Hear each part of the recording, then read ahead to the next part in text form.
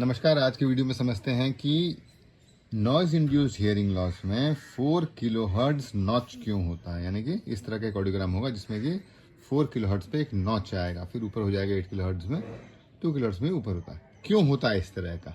अगर आप देखें तो जो आवाज़ होती है वो आपके बाहर के कान से होते हुए, बीच के कान से होते हुए अंदर के कान में जाती है। जैसे वो बाहर के कान में जाती है, बाहर के कान का समझ लीजिए दो हिस्सा, एक हो गया हमारा पिना जो कि मैं फ्लोरोसेंट येलो में रंग दिया हूँ, और दूसरा है एक्सटर्नल ऑडिटरी मीएटस जिसको कि मैं ब्राउन डॉट्स में दिया हूँ।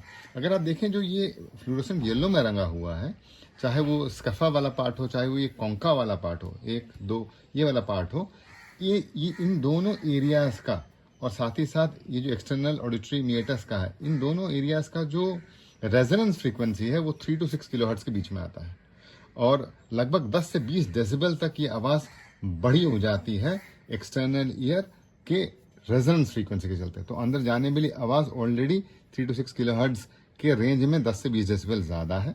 दूसरी बात कि जैसे आवाज़ अंदर आती है तो ये बेसलार मेम्ब्रेन में एक ट्रैवलिंग वेव तैयार होता है, और ये जो ट्रैवलिंग वेव है ये जाता हुआ पूरे कॉक्लिया में फैलता है और जिस जगह सुनाई देनी चाहिए सुनाई देता है।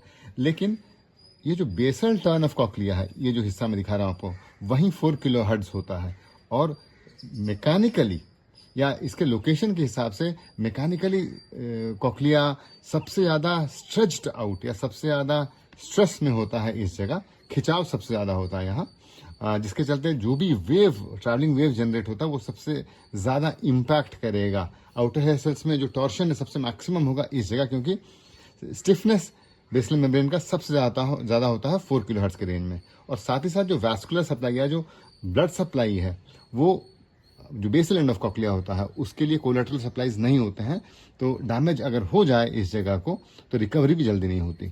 तो इन 4 कारणों के चलते 4 किलोहर्ट्ज नॉच आता है। कौन से कारण थे?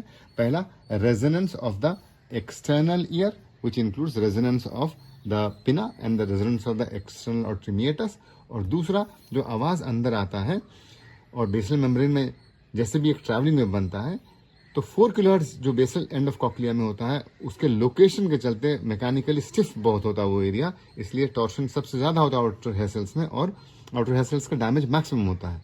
और चौथा कारण, वैस्कुलर फैक्टर्स, कोलेटरल सप्लाईज नहीं होने के चलते रिकवरी भी उतनी जल्दी नहीं हो पाती। इन्हीं कारणों के चलते होता है 4 किलोहर्ट्ज नॉच। बहुत बहुत धन्यवाद।